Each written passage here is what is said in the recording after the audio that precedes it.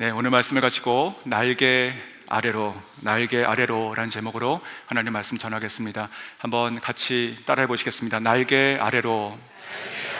네, 날개 아래로 거하시고 그 가운데 삶을 누리시는 저 여러분 될 수 있기를 원합니다. 네, 이 룻기 오늘 제가 세 번째 강의를 하고 있습니다. 지난 두 번의 설교를 통해서 저희들은 시어머니 나오미를 붙쫓아서 이곳 낯선 베들레헴까지 이주해 왔던 이 모압 여인 룻에 대한 이야기를 받고, 또 정말 아무런 소망 없이 그저 살아갈 것이 막막했던 그가 하나님의 섭리 안에서 어떻게 우연처럼 한 밭에 들어가게 되고 거기서 보아스라고 하는 그 사람을 만나게 됐는가라고 하는 것을 제가 지난 두 번에 걸쳐서 살펴봤습니다. 자, 그리고 오늘 이어집니다. 오늘 세 번째 시간인데, 자, 오늘 본문은 이 두 사람이 만났던 그 첫날, 바로 그날 그곳에서 있었던 그 대화 내용입니다. 자, 오늘 이 짧은 이 대화를 통해서 저희들은 하나님의 은총에 대한 이야기를 할 것이고, 나아가서 이 룻이 자기 인생 처음으로 듣게 되는 놀라운 말, 즉 여호와의 날개라고 하는 말을 저희가 같이 따라가게 될 것입니다. 오늘 이 자리 가운데 모든 성도들에게 하나님의 은총의 메시지가 될 수 있기를 진심으로 바랍니다. 그리고 저희 모두가 다 하나님의 날개로 깊이 들어갈 수 있는 하나님의 부르심과 그 갈망함들이 일어날 수 있기를 소원하고, 특별히 이 자리 가운데 궁핍한 마음으로 오신 분들, 또 정말로 하나님만 아니면 우리가 채워질 수 없는 그런 마음으로, 깨진 마음으로 오신 분이 혹시 있다면 하나님께서 그분을 오늘 말씀으로 치유해 주시고 또 회복해 주시고, 뿐만 아니고 새롭게 그 인생을 변화시켜 주시길 주님의 이름으로 축원합니다. 아멘. 자, 첫 번째는 이삭 바구니를 채우시는 하나님, 이삭 바구니를 채우시는 하나님이십니다. 한번 따라해 보시겠습니다. 이삭 바구니를 채우시는 하나님. 네, 그 바구니는 이 정도 사이즈가 되는 것이죠. 10절입니다. 룻이 엎드려 얼굴을 땅에 대고 절하며 그에게 이르되, 나는 이방 여인이거늘 당신이 어찌하여 내게 은혜를 베푸시며 나를 돌보시나이까 하니. 자, 내게 어떻게 은혜를 베푸십니까? 지금 이 룻은 은혜에 대한 얘기를 하고 있습니다. 우리가 보통 은혜 그러면 영어로 그레이스 이렇게 표현하게 됩니다. 자, 그레이스 그러면 이제 히브리 말로는 우리가 헤세드 그렇게 알고 있는데, 오늘 성경을 찾아보니까 여기서 쓰인 이 은혜는 그 헤세드가 아닌 다른 말이었습니다. 그것은 히브리 말로 헨이라고 하는 한 글자의 단어입니다. 자, 이 히브리 말은 은총이란 뜻의 단어에 가깝습니다. 은총. 자, 은총이 무엇일까요? 제 나름대로 이렇게 한번 생각해 봤습니다. 은총은 그냥 이유 없는 편애이다, 그냥 좋은 것이다, 내 눈에 좋은 것이다, 이유가 없어요, 왜 그런지 몰라요, 이제 이런 게 은총일 것입니다. 가령 이제 어린 자녀들을 키우시는 분들 한번 생각해 보십시오. 또 저희 모두가 생각해도 똑같지요. 이 아이들이 한 2살쯤 지나고 되면 이제 기저귀도 떼고 이제 처음으로 아이들에게 밥을 먹는 것을 가르치게 됩니다. 숟가락과 젓가락을 쓰는 것을 처음으로 가르치게 되는데, 자, 그때 이 아이들이, 그 어린 아이가 그 숟가락을 밥을 먹는 연습을 할 때 어떻습니까? 그 모습이 아주 엉망진창이죠. 밥풀이 얼굴뿐만이 아니고 그냥 여기저기 다 붙어 있습니다. 그리고 이 그릇들은 온전한 게 없이 다 이렇게 넘어지고 엎어져 있고, 마지막에는 그 국그릇을 머리에 쓰게 됩니다. 그렇지 않습니까? 근데 그때 그 모습을 보고 그 엄마가 버럭 화를 내지 않습니다. 물론 매일 그러면 좀 그럴 수 있겠지만, 그래도 그 모습이 어떻게 보입니까? 그 모습이 이쁘게 보입니다. 이쁘게. 왜 그럴까요? 바로 그 아이가 그 엄마에게 은총이기 때문에 그렇습니다. 그냥 이유 없는 편애, 그냥 내 아이, 그냥 다 좋은 것이죠. 바로 이것이 은총입니다. 그래서 오늘 성경에도 영어 성경 보시면 이 은혜라고 되어 있는 그 부분이 favor 이렇게 되어 있습니다. favor 이렇게 되어 있죠. 성도님들은 최근에 누군가에게 이러한 큰 호의를 받으신 적 있으십니까? 정말 이 사람이 나에게 왜 이렇게까지 해줄까? 생각해 보니까 저에게 그러한 것이 있었습니다. 6년 전이었는데 제가 선교지에 있을 때 갑자기 어느 날 저희 아버지의 그 소천하신 소식을 듣게 되었습니다. 가족이 갑자기 급히 이제 표를 사가지고 들어가야 되는 것이죠. 그리고 장례식을 치러야 되는 것인데, 그때 저희 아이들이 이렇게 아주 어리지 않았기 때문에 성인 좌석이 필요했었습니다. 그 성인 좌석 4개를 그날, 그리고 이제 그 표값을 지불해야지 저희가 살 수 있는 것이죠. 그것이 이제 힘든 상황이었습니다. 근데 그때 바로 고려할 때 저에게 큰 호의와 그리고 위로의 말을 전해줬던 한 사람이 있었습니다. 그 사람은 바로 제가 연락했던 그 캄보디아 현지 여행사 사장님이었습니다. 그 사람의 이름은 이제 미스터 응운이라고 하는 사람이었는데, 제가 이러한 사정으로 표가 급히 필요하다, 좀 알아봐 달라라고 했을 때 조금 있다가 저한테 연락이 왔는데 뭐라고 왔냐면 이렇게 얘기하는 것입니다. 미스터 정, 표값은 걱정하지 마시고 잘 들어가시고 마치시고 오세요. 저는 그때 그 문자를 받고 굉장히 큰 위로를 받았습니다. 굉장히. 그리고 저는 그 사람을 만난 적이 없었습니다. 어떻게 이 사람이 나한테 이와 같은 호의를 베풀까 알 수가 없었습니다. 실제로 그 4명의 표값은 그 나라의 임금으로 본다면 그 사람의 몇 개월치 수입하고 맞먹는 그런 큰 금액이었습니다. 자, 하나님의 손길인 것이지요. 하나님의 손길, 정말 이유 없이 주어지는 것 같이 보이지만 하나님의 위로가 그 순간 주신 것이라고 저는 믿습니다. 오늘 이 룻을 보면 이 룻이 지금 똑같은 상황에 똑같은 고백을 하고 있는 것입니다. 어찌하여 나에게 은혜를 베푸십니까? 모르겠습니다. 자, 이 남편을 잃고 지금 무작정 이 시어머니를 쫓아서 이렇게 낯선 곳에 왔습니다. 정말 이 룻의 인생은 문자적으로 대책이 없는 삶이었습니다. 문자적으로 그냥 그날 내가 무엇을 먹고 살아가야 될지 그것을 알 수 없는 형편이었습니다. 그렇게 아침에 길을 나섰고요, 그리고 하나님의 인도하심 가운데 지금 자기도 모르게 한 밭에 들어와 있는데, 그리고 열심히 떨어진 이삭을 줍고 있었는데 거기서 마침 하나님의 사람 보아스를 만나게 되는 것이지요. 주인입니다. 그런데 첫날 만났을 때 서로 모르는 그 첫 만남에서 이 보아스는 이 룻을 감싸고 그에게 그의 이삭 바구니를 채워주게 되는 것이지요. 아마 그 순간 이 룻이 자기에게 이것을 다 가지고 가서 네 시어머니에게 또 이것도 갖다 드려라 라고 하는 이제 본문이 또 뒤로 바로 이어지는데, 그 얘기를 들었던 당신만 해도 그 마음속에 이 정도의 마음이 있었을 것입니다. 너무 잘됐다, 너무 다행이다, 너무 감사하다, 내가 이 사람을 처음 만났는데 나에게 이런 큰 호의를 베푸는구나. 자, 행복한 마음이죠. 자, 그런 마음이었을 것 같습니다. 자, 사랑하는 성도 여러분, 저는 이 본문을 보면서 하나님께서 참 좋으신 분이다 이렇게 고백하게 됩니다. 왜냐하면 하나님께서는요, 우리의 그 모든 필요를 정확히 아시고 또 모든 것을 때에 맞춰가지고 채워주시기는 분이기 때문에 그렇습니다. 하나님께서 우리들의 삶에도 우리가 많은 그런 이삭 바구니와 같은 그런 필요들이 있죠. 근데 그런 것들을 하나님께서 이렇게 한 줌, 그저 우리가 생존하도록 한 줌 주시는 것이 아니고, 오늘 이 룻에게 줬던 것처럼 이것을 너와 너의 어머니가 가득 먹을 수 있도록 채워서 돌려보내시는 것, 바로 하나님의 모습이라고 생각이 듭니다. 저희 모두는요, 다 이 땅에 썩어질 것으로 살아가는 사람이 아니고, 물론 우리는 저 천국의 저 하늘의 영원한 것을 추구하고 살아가는 사람인 줄 믿습니다. 하지만 이 말이, 그래서 하나님께서 우리가 이 땅을 살면서 매일매일 겪고 또 앞으로 살아가야 되는 모든 필요와 그 상황들을 주님께서, 하나님께서 그냥 무시하시는 것이 아니란 뜻이죠. 오늘 이 본문을 봐도 그것을 정확히 알 수 있는 것이, 하나님께서는요, 우리가 이 땅을 살아가는 동안에 필연적으로, 그리고 앞으로도 많이 우리들의 많은 그런 그 필요들, 그런 이삭 바구니 같은 것들이 있다면 하나님께서 그것을 채워주시는 분이시는 것을 믿으시기를 바랍니다. 자, 이 룻이 그렇다면 이 이삭 바구니 하나가 지금 오늘 본문의 메시지의 전부일까요? 하나님께서는 나의 육신의 필요, 나의 어떠한 그런 지금 궁핍한 것을 아시고 채워주신다. 자, 여기까지일까요?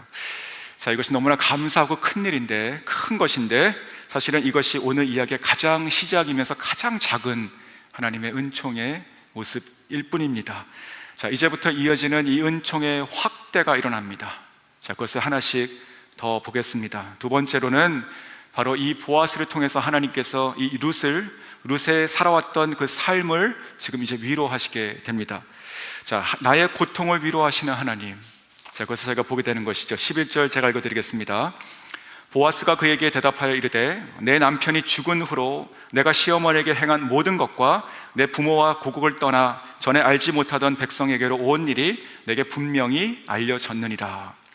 자, 이 보아스는요, 성경에 소개받은 대로 이 베들레헴 지역의 유력한 자였습니다. 재력도 있었고요, 또 영향력도 있었습니다. 자, 그렇다면 그 이방 여인 한 명이 돌아왔다, 이방 여인 한 명이 그 자기 마을에 들어왔다라고 하는 것이 그렇게 큰 관심이 될 이유가 사실 없습니다. 그의 삶에 별로 상관이 없이 보였을 것입니다. 그저 엘리멜렉 혹은 이 나오미, 자기의 친척 10년 만에 돌아왔구나 라고 하는 것은 반가운 일이지만, 그와 같이 왔던 이 이방 여인, 모압 여인 한 사람에 대해서는 그저 알 수는 있지만 크게 관심은 안 가져도 이상할 것이 없는 것이죠. 하지만 오늘 이 말씀 보면 이 보아스는 이 룻에 대해서 알고 있을 뿐만이 아니라 그에 대해서 모든 것을 다 듣고 이해하고 있었습니다. 이렇게 얘기하죠.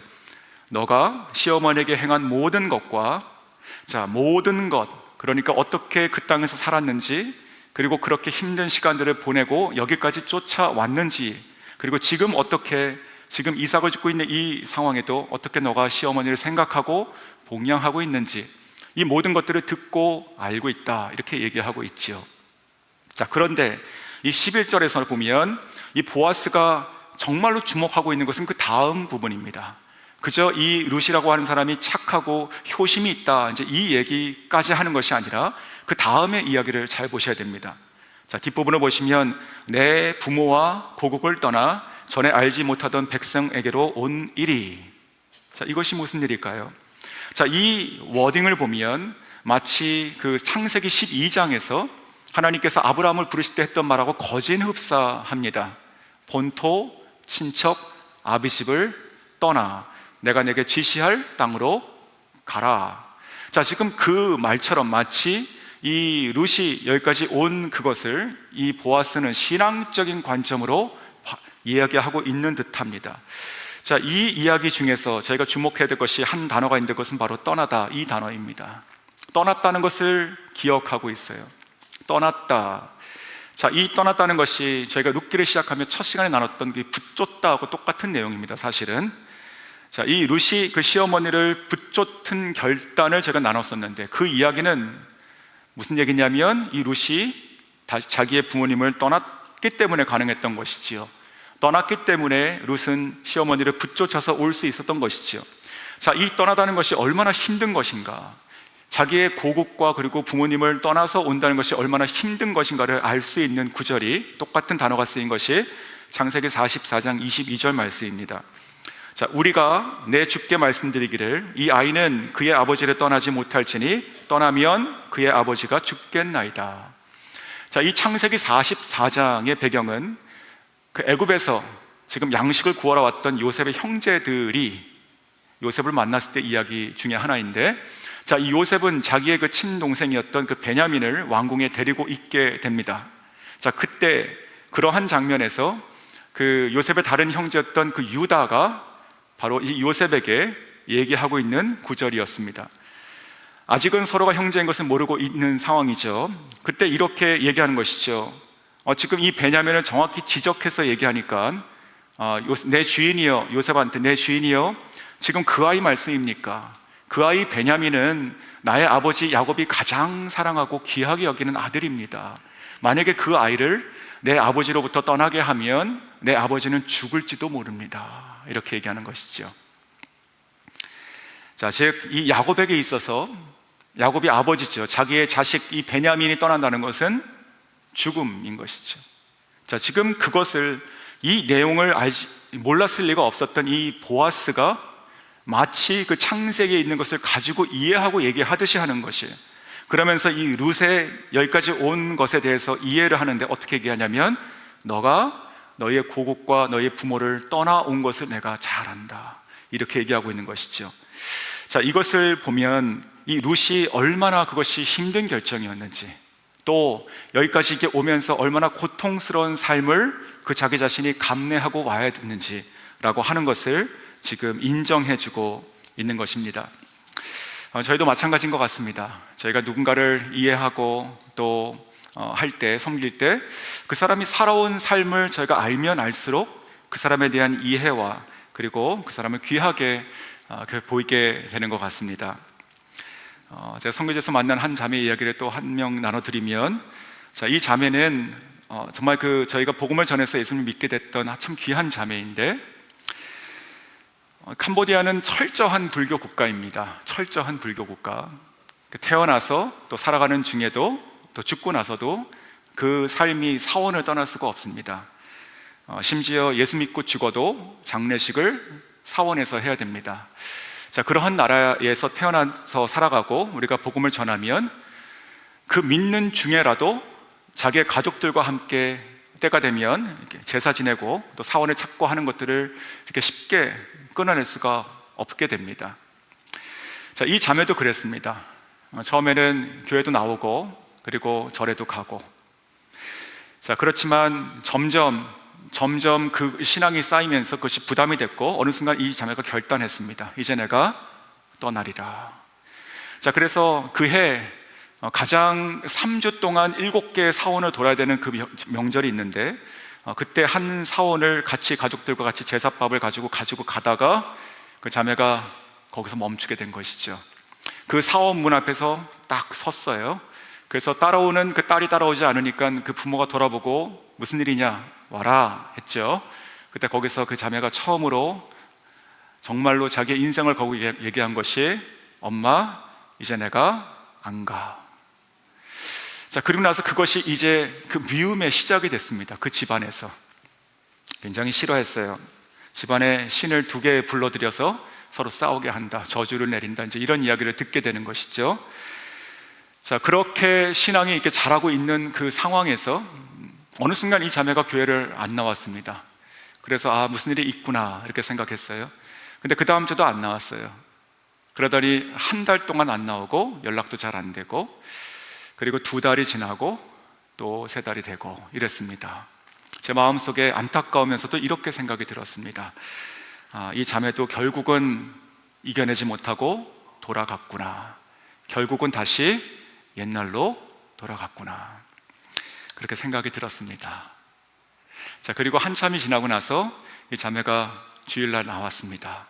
굉장히 반가웠지만 제 마음속에는 그런 마음이 있었던 것 같습니다. 그래, 오늘 이렇게 오랜만에 왔지만, 하지만 이미 한참 안 나왔던 그 전력이 있기 때문에 다시 또 그러겠지, 이렇게 생각을 했습니다. 제가 그날 얼마나 하나님께 회개하고 후회했는지 몰라요. 제가 그 자매가 왜 안 나온지에 대한 그 사연을 그날 알게 됐기 때문에 그렇습니다.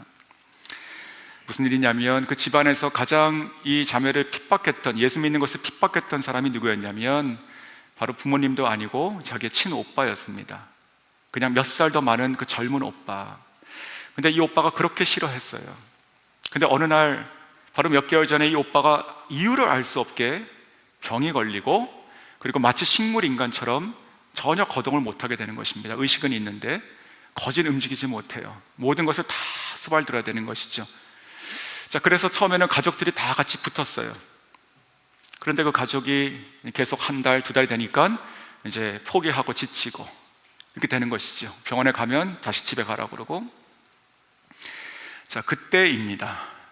그때 이 자매가 직장을 포기하게 된 것입니다.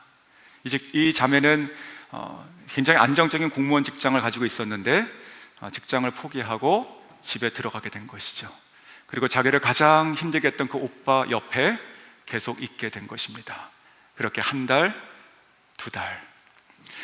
제가 그 이야기를 들으면서 나는 그냥 믿음이 떨어지고 그냥 또 이렇게 지나가나 보다 라고 생각했는데, 이 자매가 지금까지 겪고 있었던 이 시간들이 얼마나 눈물이 많았을까, 그것이 얼마나 힘든 것이었을까.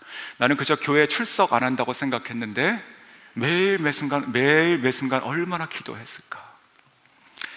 그 생각을 하면서 제가 제 자신이 얼마나 어리석었는가 이렇게 후회하고 참 부끄러운지 모르겠습니다. 사랑하는 성도 여러분, 지금 이 순간에도 혹시 그런 분이 계십니까? 저희들이 이렇게 다 좋게 보이고 또 깨끗한 옷을 입고 와서 만납니다. 하지만 사실은 아무도 모르지만 우리 가운데 그렇게 지쳐 있고 또 누군가에게도 얘기하지 못하고 얘기한들 이해하지 못하는 그런 삶을 살고 계신 분이 혹시 계십니까? 혹시 정말로 인생의 가장 힘든 시간을 내가 지금 보내고 있다고 여기는 분도 계십니까? 아니면 더 나아가서 나의 인생의 정말 끝자락에 서 있구나, 내가 절망의 끝에 있구나, 내가 벼랑 끝에 서 있다 라고 하는 마음으로 이 자리에 와 계신 분이 혹시 계십니까? 그렇다면 오늘 이 말씀을 통해서 하나님의 음성을 들으시기 원합니다.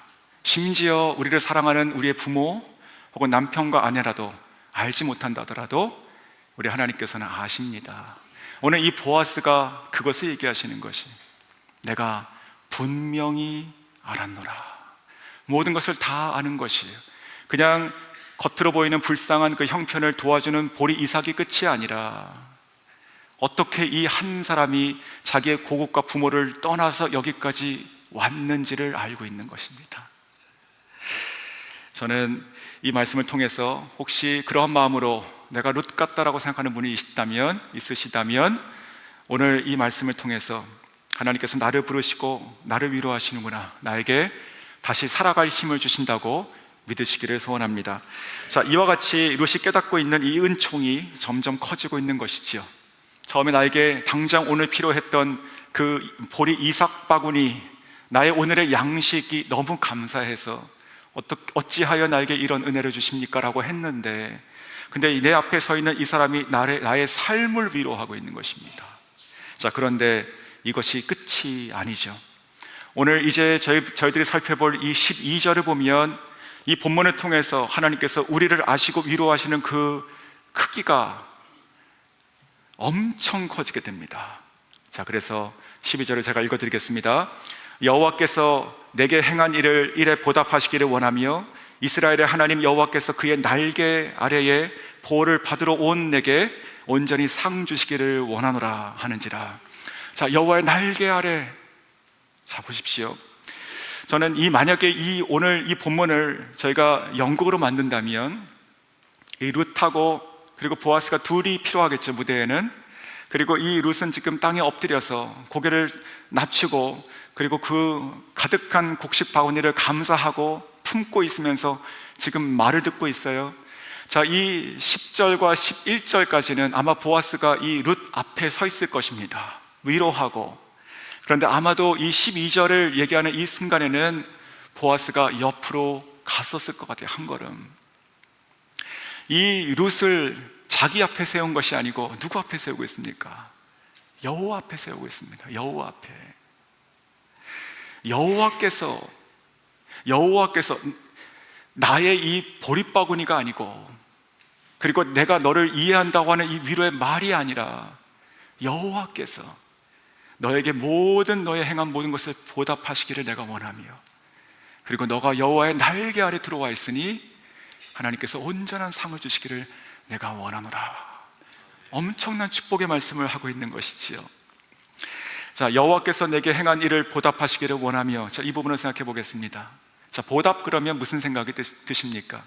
자, 영어 성경을 보시면 repay 이렇게 되어 있습니다. 마치 우리가 물건값을 치르는 것처럼, 혹은 내가 빚진 것을 내가 갚아주는 것처럼 그렇게 보입니다.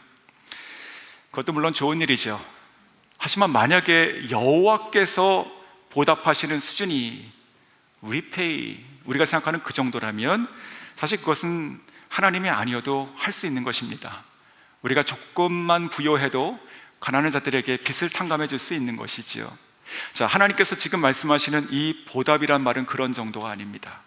자, 이것도 히브리 원어를 찾아서 그 뜻을 우리가 알 수 있는데 훨씬 크고 충만한 단어입니다. 여기서 쓰인 이 보답하다라는 말은요, 히브리어로 샬람이라는 말이 쓰였습니다. 샬람, 비슷한 말이 하나 있죠. 샬롬. 즉 이 샬롬은 충만하고 완전한 평강, 평화, 이것이 바로 샬롬입니다. 자, 이 샬람이 그 뜻입니다. 이 샬람이 무슨 뜻이냐면 완성하다, 충만하다, 이런 뜻이에요. 완성하다, 충만하다. 자, 이 샬람이 쓰인 다른 성경의 구절 중에서 지금 이 내용을 정확하게 알 수 있는 것이 있습니다. 바로 이사야서 60장 20절 말씀인데, 제가 읽어드리면, 다시는 내 해가 지지 아니하며 내 달이 물러가지 아니할 것은 여호와가 내 영원한 빛이 되고 내 슬픔의 날이 끝날 것임이라. 자, 이 말씀 중에 샬람은 끝날 것이다, 이것입니다. 끝나다. 즉, 지금 너의 그 슬픔의 날이 끝날 것이다. 자, 우리가 아이들을 길러도 이렇게 뭔가를 필요로 하고 또 억울해가지고 웁니다, 아이가. 그러면 우리가 그 아이가 원하는 것을 줍니다. 그러면 그 아이가 울음을 그치고 웃게 되죠. 그런 얘기일까요? 예수님께서 지금 이 성경이 말하는 너의 슬픔이 끝날 것이라는 것이 그런 정도일까요? 아니죠.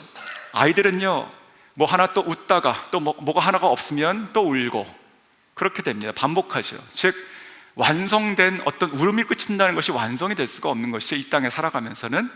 근데 지금 여기서 말하는 것이 무엇이냐면, 지금 이사야서 60장의 말은 무엇이냐면, 이제 앞으로 도래할 그 메시아의 왕국이 오면, 그러면 모든 슬픔이 끝날 것이다, 이 뜻입니다. 그 눈물이 사라지는 것이에요. 눈물이 그냥 흐르던 눈물이 그치는 정도가 아니라 더 이상 눈물이라는 것이 내 인생에 없어져 버린다는 것입니다. 자, 즉 여기서 지금 이 보아스가 그 축복을 하고 있는 것이에요. 하나님께서 너를 보답하시기를 원하노다. 이것은 완전하고 영원한 회복, 더 이상 그런 일이 반복되거나 회상도 안 될 완전한 회복, 그것을 지금 축복하고 있는 것이죠. 자, 룻기 강해를 시작하며 첫 시간에 이 엘리멜렉, 그 라우미의 그 10년의 인생을 이렇게 정리했었습니다. 그들의 10년의 이방 땅에서의 그 인생은 죽고 남겨진 인생이다. 그렇죠? 자, 죽고 남겨진 인생. 자, 이것이 나오미의 10년의 인생이었어요. 그런데 룻은 어떻게 그 가정의 며느리가 됐고요, 그래서 자기 인생도 그렇게 엮이게 됐습니다. 그렇죠? 그래서 룻도 자연스럽게 죽고 남겨진 인생이 돼서 비어있는 광주리와 같은 그런 심정으로 지금 따라오게 된 것이었죠. 자, 오늘 먹을 것이 없는 이 형편에서 이 룻이 지금 바구니를 처음으로 가득 찬 바구니를 보게 된 것이에요. 기뻤죠. 자, 그런데 그것이 끝이 아니라 이 보아스를 통해서 자기의 살아왔던 인생에 대한 위로를 받았습니다. 너무 감사했어요. 여기 이 부분에서 아마 뭉클했을 것 같습니다. 어떻게 이 사람이 나의 살아온 삶을 이해해 주는가. 자, 그런데 이 여호와께서 주실 이 보답이라고 하는 것은요, 그 정도가 아니라고요. 그냥 지나간 것은 어쩔 수 없지만 그래도 그것은 이제 없던 것으로 치자라고 하는 그런 위로가 아니라고요. 그렇다면 그것이 무엇일까요? 바로 오늘 이 12절 후반부에 있는 그 말씀입니다. 이렇게 말씀하시죠. 이스라엘의 하나님 여호와께서 그의 날개 아래에 보호를 받으러 온 내게. 자, 그의 날개 아래에 보호를 받으러 온 너 루사, 이렇게 얘기하는 것입니다. 자, 오늘 설교 제목이 여기서 나왔는데, 우리가 날개 아래로, 이제 그 말이죠.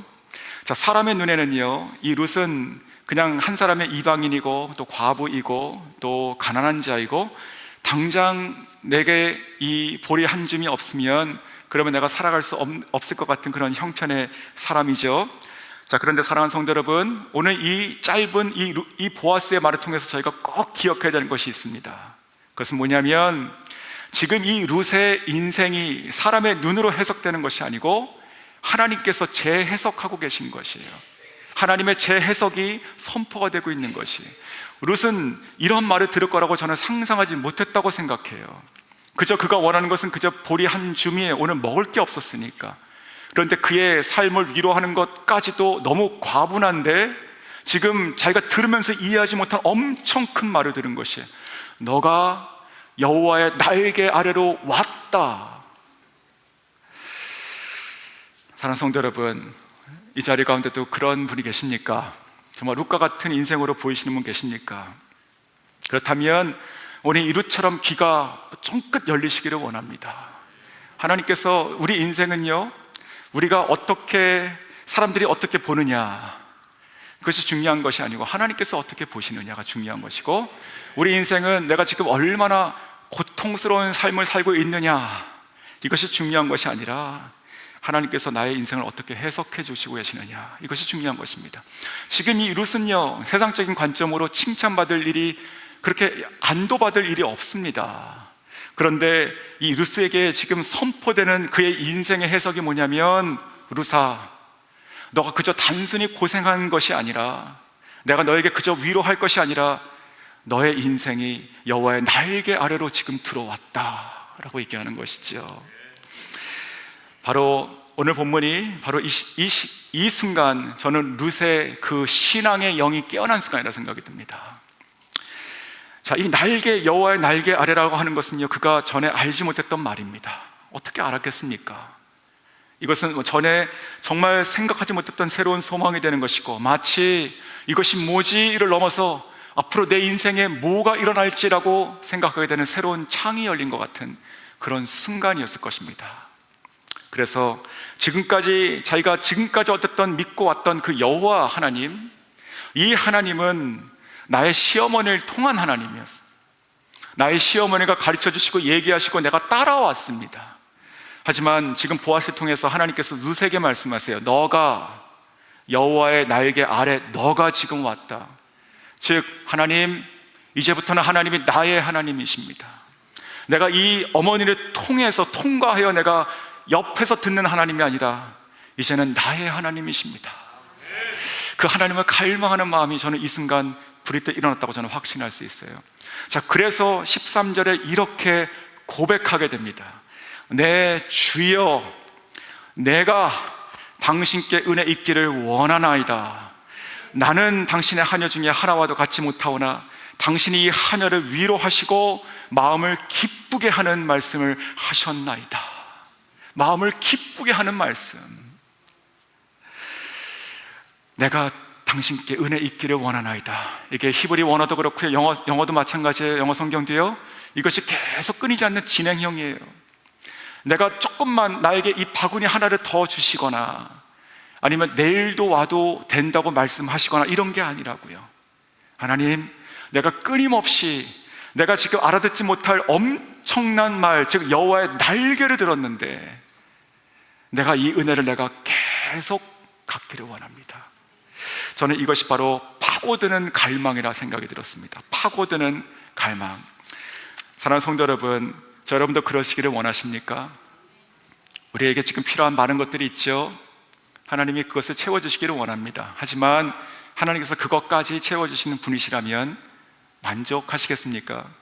하나님께서 우리들의 삶을 이해하시고 또 위로하시는 분이십니다. 하지만 하나님께서 우리들의 앞으로의 삶을 이끄실 힘은 없고 그저 우리들의 살아온 삶을 위로만 하신다면 그것도 되겠습니까? 저는 이 말씀이 통해서 오늘 저희가 한 가지 간절하게 소망하고 싶은 것은, 하나님, 내가 지금까지 하나님을 만나왔던 것들, 그리고 지금 내 현재 당장 필요한 것들, 그리고 나를 위로해주는, 나를 알아주는 어떠한 그런 말들, 아버지, 그런 거 너무 좋은데 아버지, 내가 이 룻처럼 내가 여호와의 날개에 내가 이제 들어가고 싶습니다. 이것을 간절하게 소망하는 저와 여러분 될 수 있으면 좋겠습니다. 자, 그러했던 한 분을 소개해드리고 말씀을 정리하겠습니다. 폴 워셔라고 하는 미국 목사님이십니다. 자, 이분은요 20대 초반에 예수님을 뜨겁게 만나고 그의 삶을 하나님께 헌신한 종인데, 자기 인생에 가장 유능하고 또 젊은 날이었던 그 20대와 30대를 걸쳐서 있는 그 10년 동안 그는 페루에 선교사로 헌신하고 다시 돌아와서 지금까지 약 40년간 이 복음을 전하는 미국의 대표적인 복음 설교자 중에 한 명입니다. 특별히 이 폴 워셔 목사님은 특별히 많은 그 청소년들 그리고 청년들에게 그 오직 복음, 그 순전한 복음, 날 것 같은 복음을 전하는 분으로 유명한 분이십니다. 자, 이분을 영상 같은 걸 보면 어떻게 이렇게 뜨겁게 정말 이렇게 간절하게 불처럼 말을 전할까 생각하며 원래부터 이렇게 태어났구나 이렇게 생각될 수 있는데, 이 폴 워셔 목사님이 어떤 한 컨퍼런스에서 자기의 간증을 한 부분이 있습니다. 이런 내용입니다. 제가 젊은 목사였을 때 저는 많은 곳에서 말씀을 전할 수 있었습니다. 그리고 한평생 신실하게 주님을 섬기고 살았던 많은 주의 종들과 교제하는 특권을 가졌습니다. 자, 그분들은 저에게 하나님의 능력에 대해서, 하나님의 임재에 대해서 말씀하시곤 했습니다. 그런데 그분들의 그 말씀들은 그분들이 책에서 읽은 것이 아니었습니다. 그분들이 자기가 살아오면서 자기의 눈으로 보고 경험하여 만난 하나님이었습니다. 젊은 시절 저도 참으로 열정적이고 또 최선을 다했고 늘 거리에 나가서 복음을 전하고 살곤 했습니다. 하지만 그때 저는 늘 마음이 두려웠습니다. 담대하지 못하고 능력도 없었습니다.